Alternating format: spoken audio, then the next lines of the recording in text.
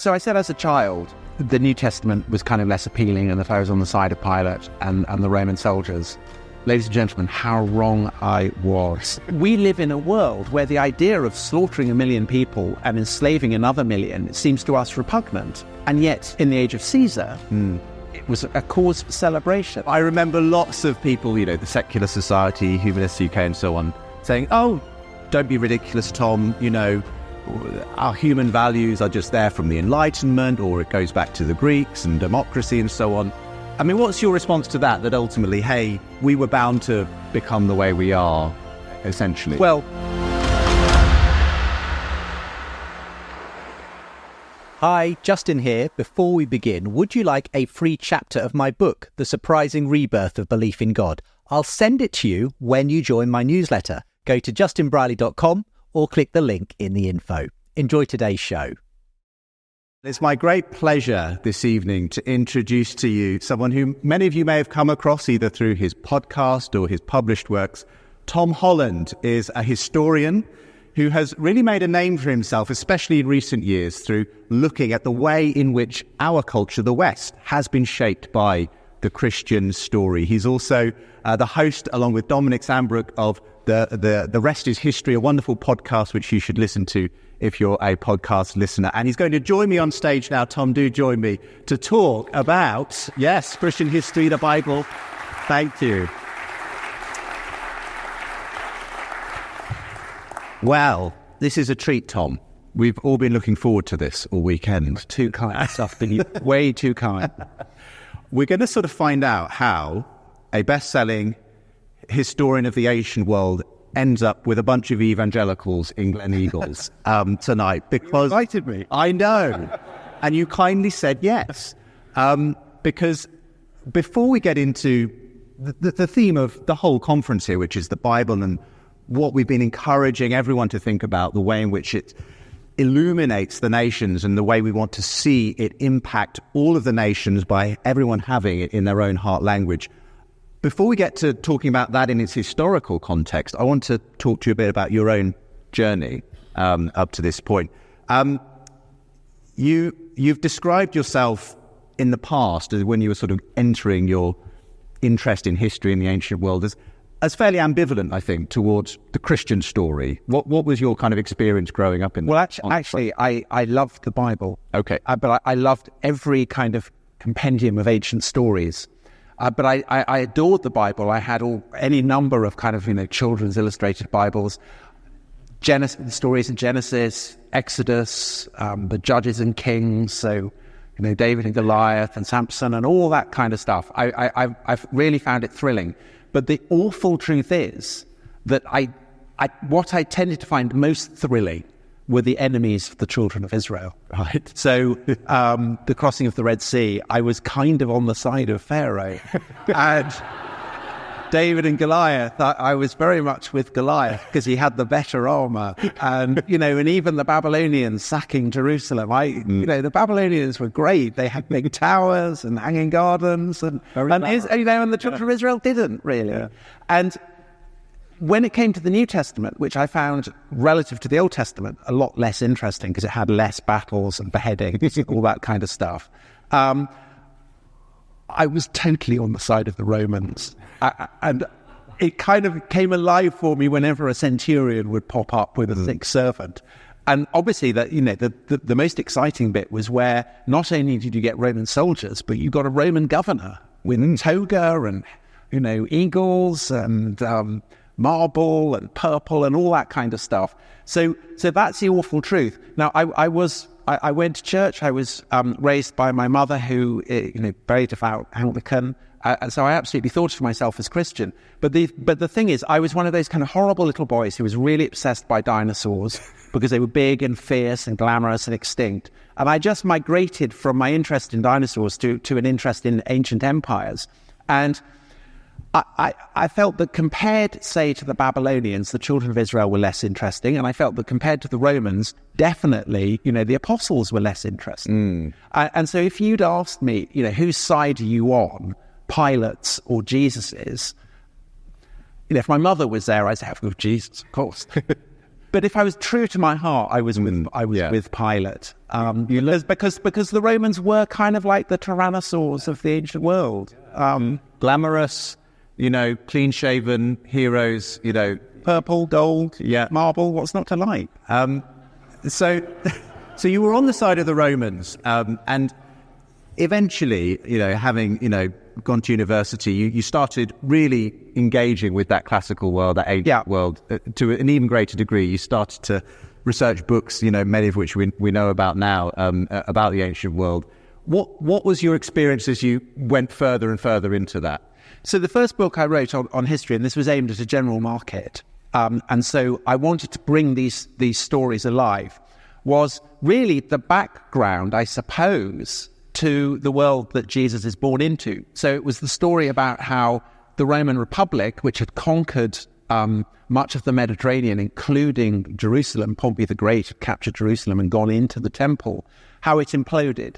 And there were famous names involved in this. So Julius Caesar, the most famous, Cleopatra, Cicero, all these, lots and lots of people called C. Pompey was probably the only one who wasn't called C. Didn't begin with C. And this had been a story that had completely gripped me from a very young age. And so in writing it, I felt that I was going back to the well springs of my fascination with history, and particularly with this kind of period of ancient history. But because I was writing for a general audience, I wanted to bring these people alive. And so it required me to make a conscious effort to try and get inside their heads and to see the world through their eyes. And these are figures who I'd always kind of known were very different to the world that I lived in. And that was, for me, was part of the appeal. But actually having to try and see the world through their eyes, I began to find it an increasingly unsettling process. And, having said it would be brilliant to see a tyrannosaur, you wouldn't want it in your house. I mean, you wouldn't want it as a pet. No. And likewise, I could find someone like Julius Caesar, this extraordinarily dynamic figure, achieved remarkable things, in a way, the archetype of the great figure. But to kind of try and see the world through his eyes, I found increasingly upsetting, because Caesar, he conquered Gaul. This was his great military feat. And we're told by a reliable source, a fairly reliable source, that in the process of doing that, he slaughtered 1 million Gauls. And he enslaved another 1 million. I mean, these are near genocidal figures. But no one in Rome thought this was a bad thing. In fact, they thought it was heroic, and it was trumpeted. And Caesar, in due course, celebrated a great triumph. He paraded his treasure. He paraded his slaves. He paraded his prisoners through the streets of Rome, and everyone gave him massive cheers. Hooray for Caesar. And so I began increasingly to ask myself, well, how is it that we live in a world where the idea of slaughtering 1 million people and enslaving another 1 million seems to us repugnant, and yet in the age of Caesar, it was a cause for celebration. And the more I wrote about antiquity, the more this came to trouble me. So the book after Rubicon, the book on the fall of the Republic that I wrote, was about the Greco-Persian Wars. So that's the Persian invasion, Battle of Marathon, Battle of Thermopylae, Battle of Salamis. And the most famous of those probably is Thermopylae. Those of you who've seen 300, Spartans wearing nothing but black Speedos, defying the might of the Persian orcs and rhinoceroses. Not hugely historical, that rendering. But the Spartans are, it's a heroic thing. They've 300 Spartans holding the pass, wiped out in the cause of their city. As a child, again, I'd been completely gripped by this. But the Spartans were horrible. They were horrible people. Their entire city-state was founded on the institutional enslavement of another city. And the things that the Spartans did to keep these people down. So they would, essentially, the Spartans provided the model for what Hitler wanted to do in Poland. God. They wanted to, they practiced a kind of any of their slaves who seemed too intelligent, too charismatic, they would kill them. Right. And they would kind of breed them deliberately to kind of create a doltish, subservient, slavish society. They would haul them into their mess rooms and get them drunk, and then amuse themselves by pelting the drunken slaves with animal bones. And you just kind of think, oh, okay, so they were very cool at Thermopylae, but...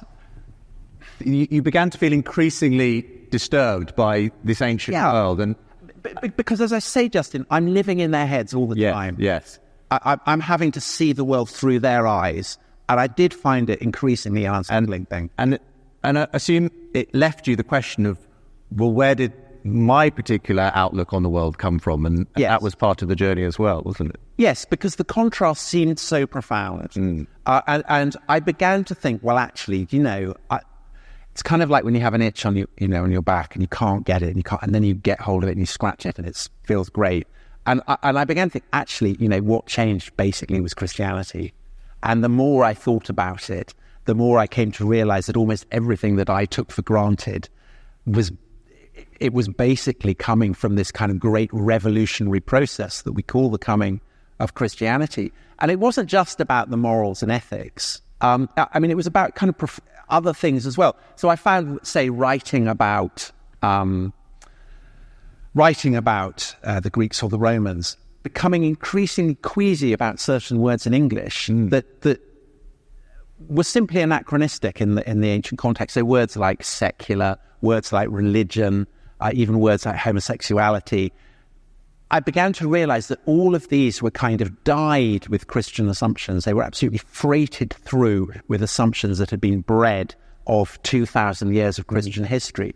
And that, in a sense, to try and see the world that existed before Christianity, well, you're looking through a glass darkly. Yeah. You're looking through a glass darkly. And the task of trying to clean, that glass so that you can get rid of the kind of the Christian infusions is incredibly difficult. And that, I think, is the measure of just how Christian the modern West is. You wrote an article before Dominion came out, which is, the big argument, in a sense, for the way in which Christianity has gifted the West, its moral compass, really.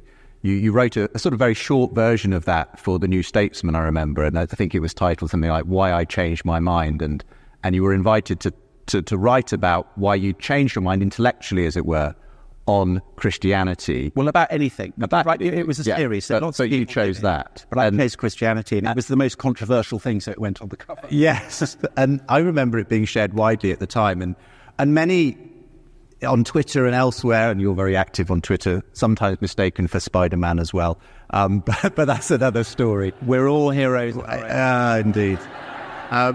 But I remember lots of people, the Secular Society, Humanists UK and so on, saying, oh, don't be ridiculous, Tom, our human values are just there from the Enlightenment, or it goes back to the Greeks and democracy and so on. I mean, what's your response to that ultimately, hey, we were bound to become the way we are, essentially? Well, a further refinement of how I came to write about Christianity is that I also wrote a book about Islam, the origins of Islam.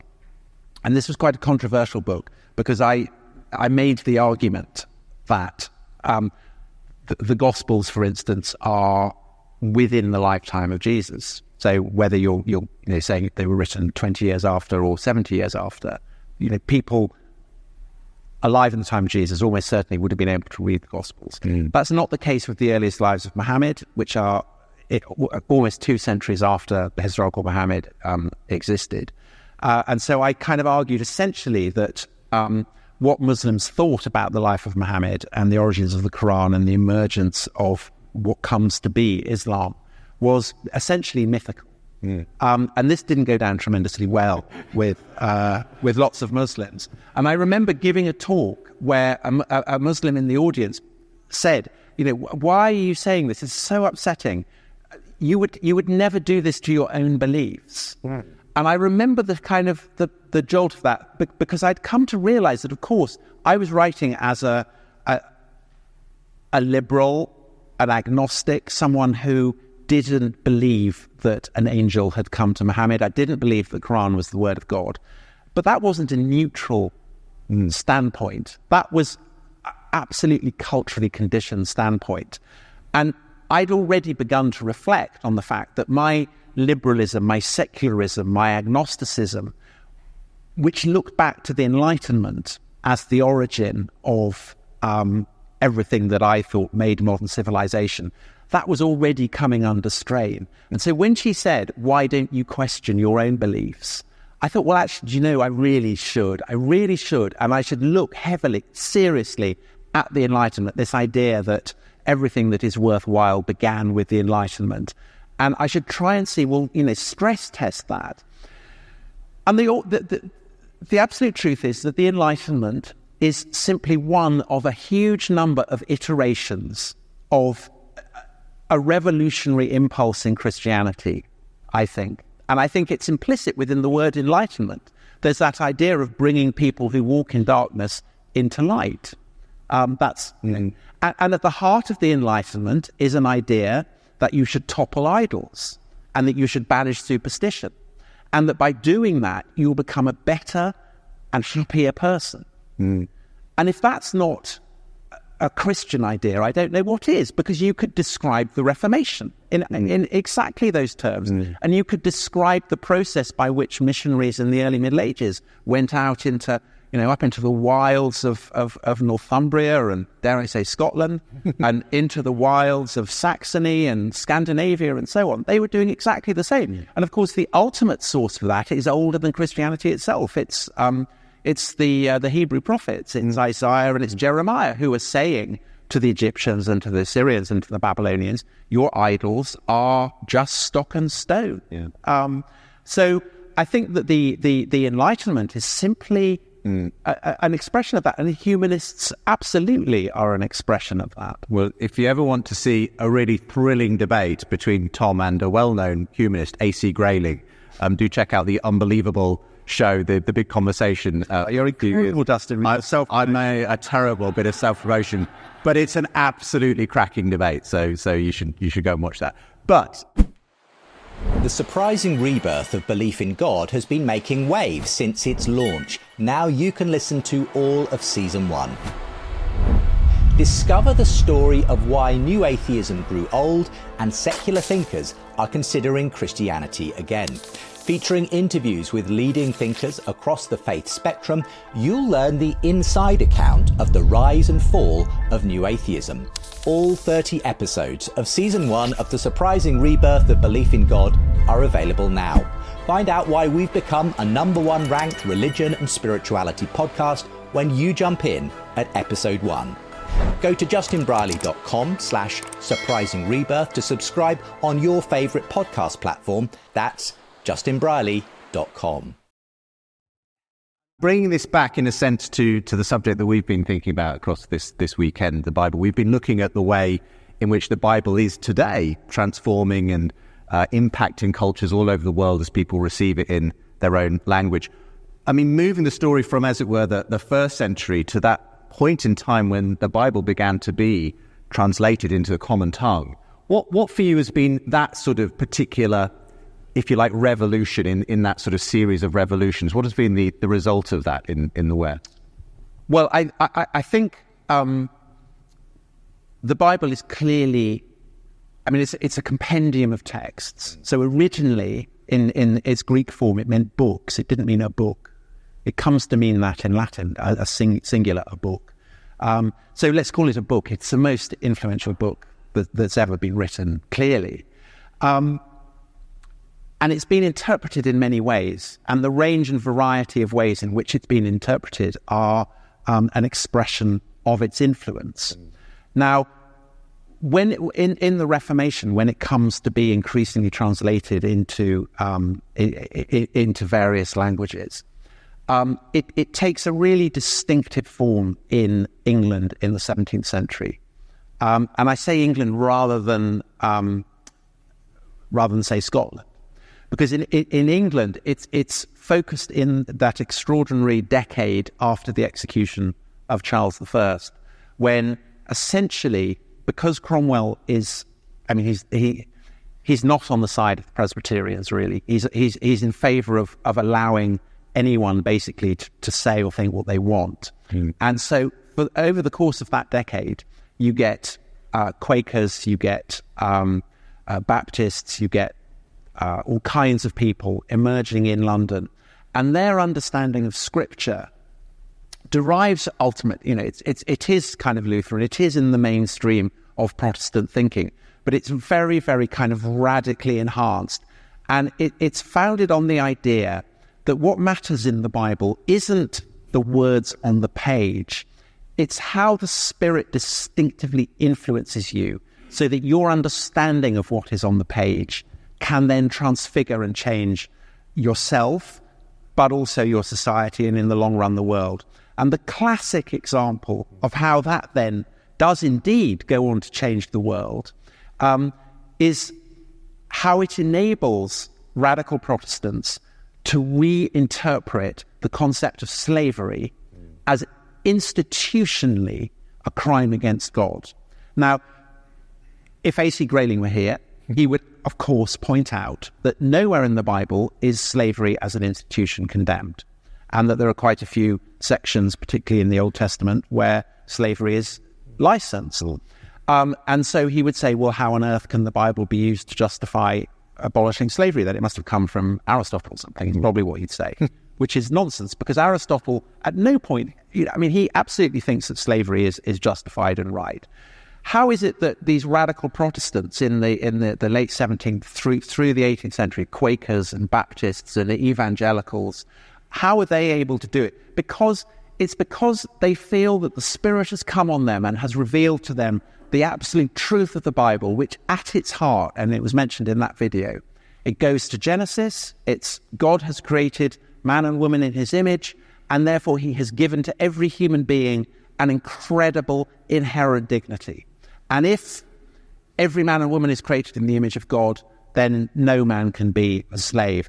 It's also founded in the radical fact that Christ himself suffers the death of a slave. Crucifixion is paradigmatically the death of a slave in the Roman world. And so therefore this is a kind of a very, very ancient theme that goes all the way back to the 4th century.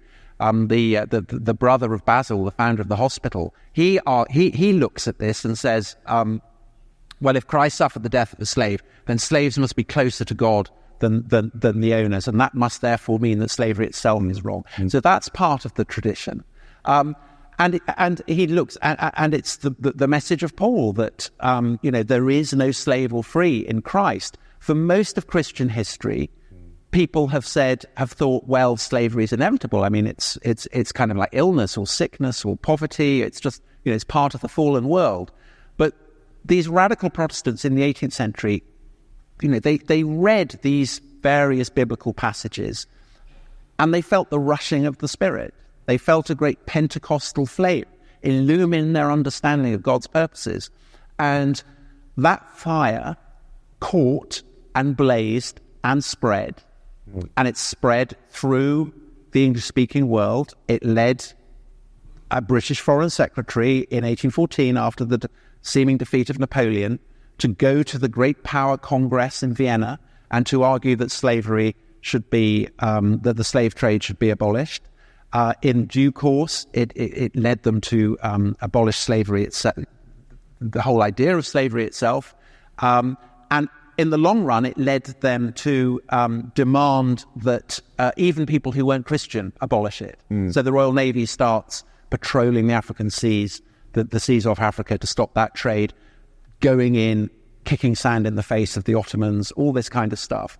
And that idea, that idea that this understanding is a kind of fire that's been illumined by the Spirit, does indeed kind of spread across the world, through the Protestant world, through the Catholic world, into the Muslim world, into the world beyond. And of course, it's facilitated by the fact that this is the period of Western supremacy, of European colonial supremacy. And so there is a kind of paradox there, that the license to get rid of slavery also provides a license for the British, for instance, to butt their way into Africa, or to tell the Ottomans what to do, or whatever.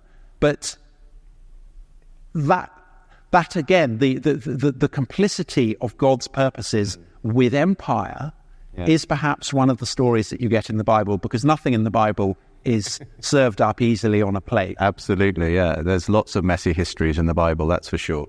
You mentioned that the crucifixion itself was in many ways strikingly bizarre in the ancient world, that would become the central symbol of this movement, because it was the astonishingly degrading death of a slave was what these people claimed their Messiah had suffered.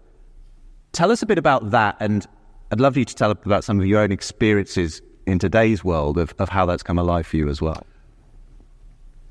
Yeah, so I said as a child, the New Testament was kind of less appealing, and that I was on the side of Pilate and the Roman soldiers.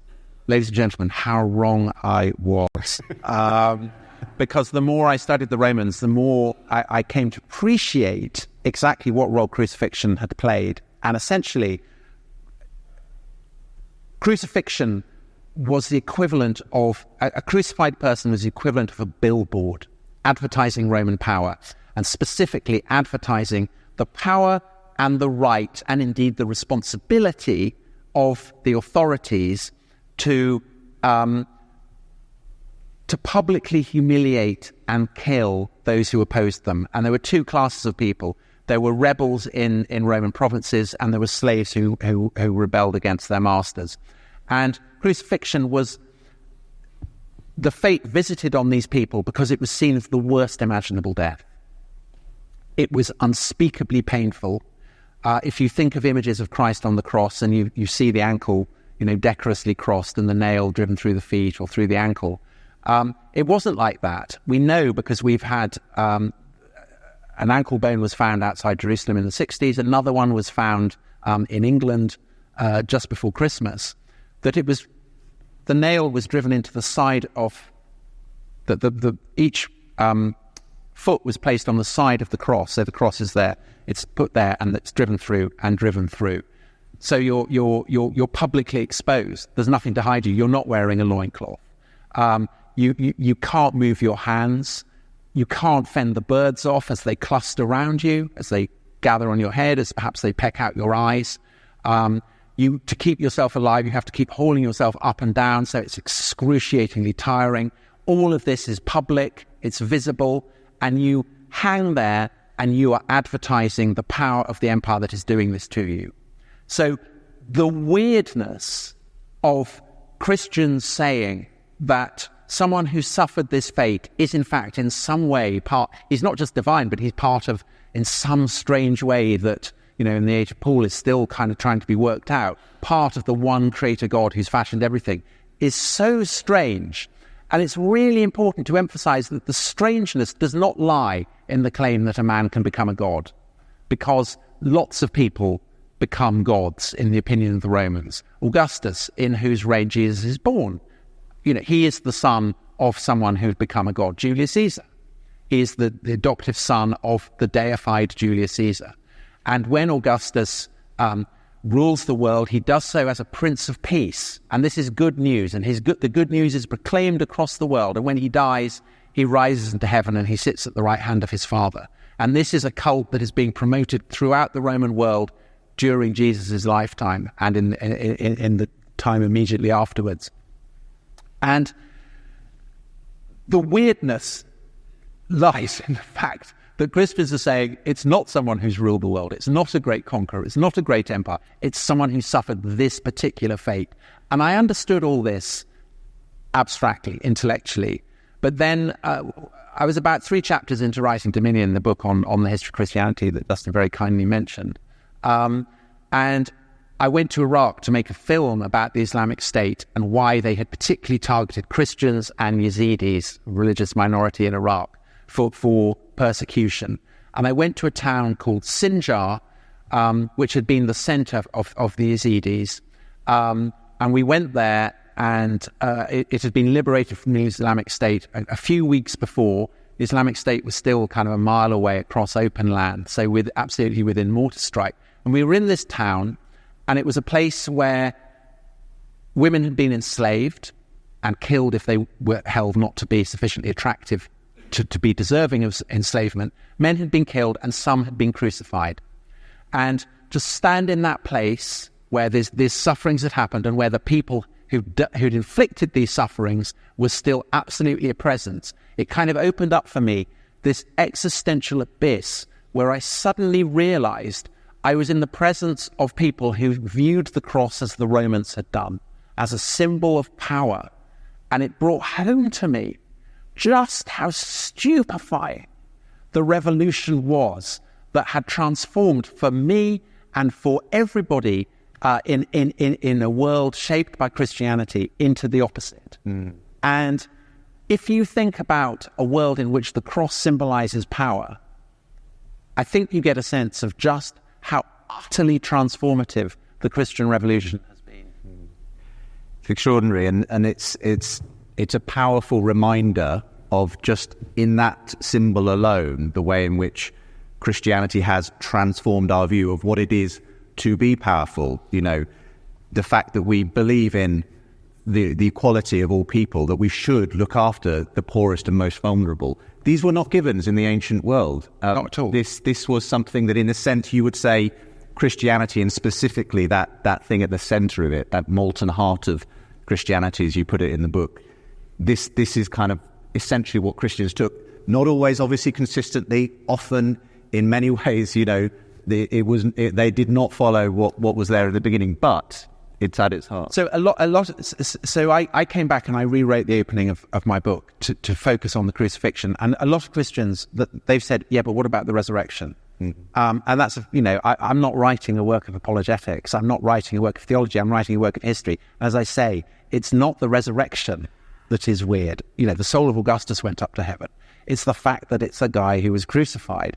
And that seems to me the thing that is really, really historically profound and has shaped everything as it is. And I think that one of the things that this also brought home to me was that, in a sense, we have, and I say we, all of us in the West, have, I think, become anaesthetized to what the cross actually meant. Because for us, a cross often serves just as a symbol of Christianity. You wear it around your neck and you think of it perhaps as a symbol of your identity as a Christian.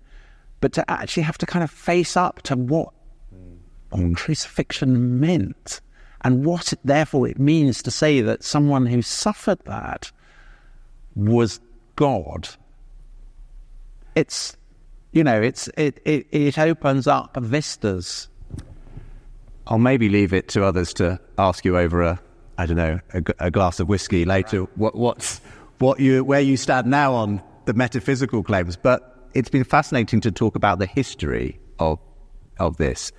As someone who has been very influential, you have a large Twitter following. Many people have read the book now.